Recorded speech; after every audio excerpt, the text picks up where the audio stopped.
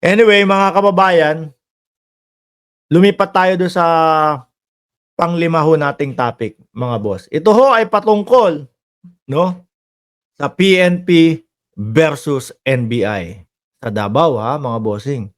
Hindi ho ito mga kababayan NBI, 'no, na mismong talagang buong Pilipinas. Hindi po ho NBI 'to na kumbaga parang alam niyo na yung nasasakop, buong Pilipinas. Davao po ito, mga kababayan. Dahil ako ho ay naniniwala, siguro eto, um, si Director Jimmy Santiago nasa mata niya na 'yan, 'no? Ano nangyari diyan?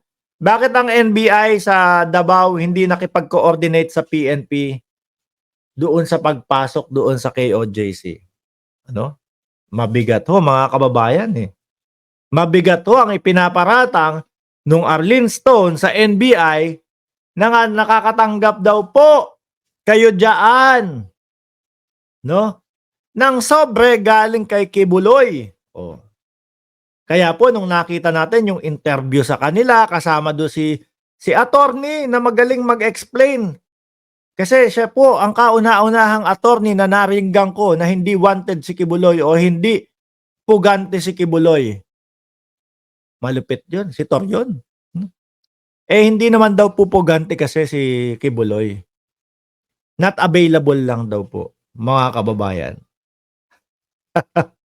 Ang lupit ng 'yun, hangang-hanga ako dun sa lawyer ni Kibuloy na 'yun. Hindi pugante si Kibuloy, not available lang.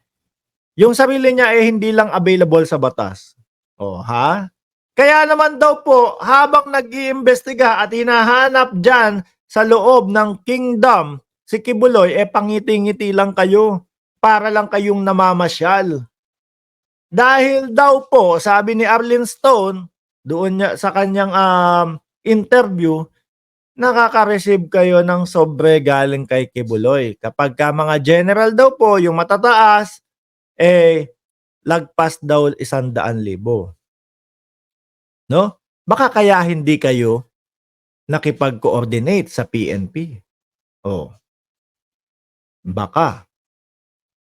Ano nangyari?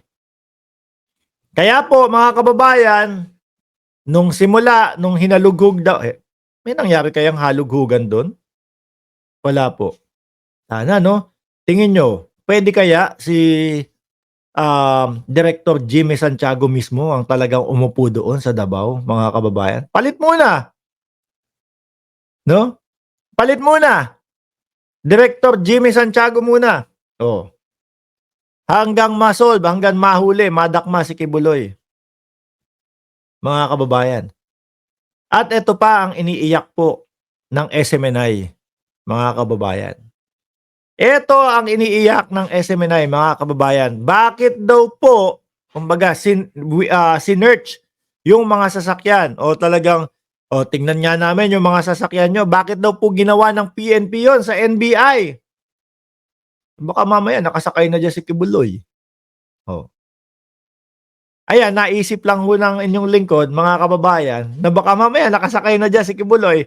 Kasi 'pag narinig mo yung sinabi ni Arlene Stone na nakakatanggap daw po, 'no, ng sobre itong mga NBI sa Davao, mapapaisip ka, baka maging parte sila ng pagtakas.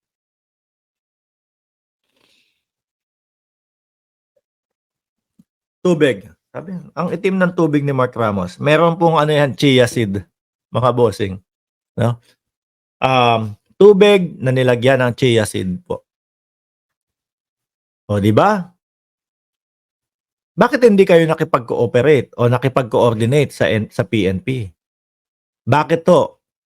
Kasi nung nagsalita ho, yung isa sa mataas yata nila, nung nagsalita yon, mga kababayan, wala si Kibuloy doon sa loob na yon, sa kingdom. Para ano yun? Para ipamukha sa taong bayan o sa PNP. PNP, nagsasayang kayo ng panahon sa kababantay dito sa kingdom na ito. Wala si Kibuloy dito. O, di ho ba? Di lalo nyo lang hong pinalakas ang iniisip ng taong bayan na baka nandyan nga. tapos gusto lang sabihin sa taong bayan. Wala dito para kumbaga maligaw na po ang iniisip natin. Lalong babantayan yan ng PNP. Ako ho, mas naniniwala ho ako doon sa sinasabi ni General Torre, mga kababayan. Nandiyan lang sa loob ng kingdom si Kibuloy. Partida nga daw ho eh. Papasok ang kanyang mga kapulisan, malamang sa alamang sasama yan si General Torre. Papasok ang kanyang mga tauhan, no, sa loob ng kingdom nang walang armas, walang kahit ano. At pangalawa ho, mga bossing, gustong pagmukhain siguro ng NBI na tingnan nyo PNP, ganito ang tamang paghuli. Ganito ang tamang paghahalughog. No? Hindi kagaya nung ginawa ninyo. Medyo kumbaga excessive daw po, mga kababayan. Sobra-sobra daw po, mga kababayan. Ito sa amin tawanan lang, ngitian lang. Sabay salita ni Toriondo sa interview, Ganito po, makipag-coordinate po kayo sa amin. Para nang sa ganon, kapag nalaman namin, pag nakipag-coordinate po kayo, maitago namin kung saan maitatago si Kibuloy. Ay hindi, joke lang yun. Baka ganon. Di ho ba? Shiro Kanzaki, shoutout sa iyo. House de Rapera, imbestigahan na yung NBI na yan. Suset Tabor, shoutout sa inyo. Paano ho kung ang mangyari ganon, mga kababayan? Yung NBI ho na kasama yung mga bataan ni Jimmy Santiago, mga bossing, ang pumunta sa NBI. Magngangal-ngalan yan for sure.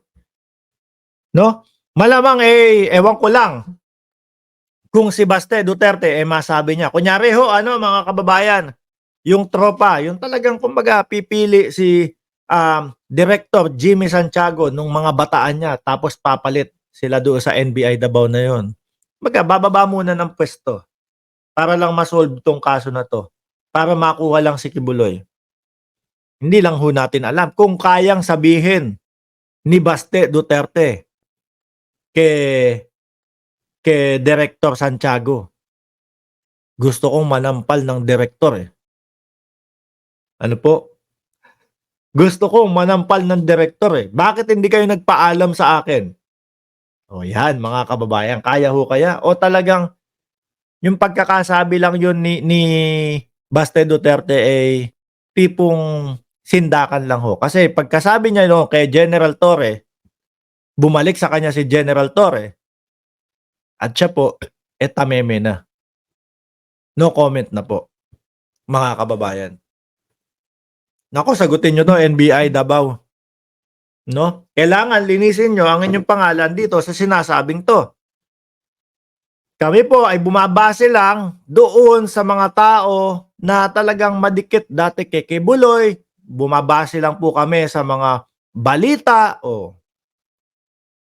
Kaso, syempre, pag nagkomento po kami, pag nalaman namin yung mga ganon, titimbangin ho namin, ang masasabi talaga namin baka nga, may katotohanan yung sinasabing tumatanggap kayo galing kay Kibuloy, kaya nung kayo na ang pumasok doon sa kingdom, ngitian na lang kayo. Nung pagpasok nyo doon sa kingdom, parang happy friends, mga kababayan. Diba? Tas nagngal-ngala na po sila kasi inimbestigahan din sila ng PNP. Malay nyo nga naman, baka nakasakay na dyan si Kibuloy. Di ho ba, mga bossing? Anyway, mga kababayan, hanggang dito na lang po tayo at masakit na ang aking lalamunan. Ilang araw na din to, mga bossing, dahil sa pagod sa biyahe mula Pilipinas papuntang New York, tapos nagstay ng New York, tapos nandito na kung saan po tayo nakatira, mga kababayan. Kaya wag nyo ako sasabihan na, Mark Ramos, wala kang pakialam. Wala kang pakialam at wala kang karapatang mag-vlog, sa bansang Pilipinas. Halos 3 buwan nandyan lagi ako Mas madami pa nga akong bisita sa Pilipinas kesa sa inyong superhero na si Maharlika. Di ho ba? Muli po, maraming salamat. Huwag niyo pong kalimutan na mag-like, mag-subscribe, and mag-share nitong video na ito, mga kababayan. Paalam po.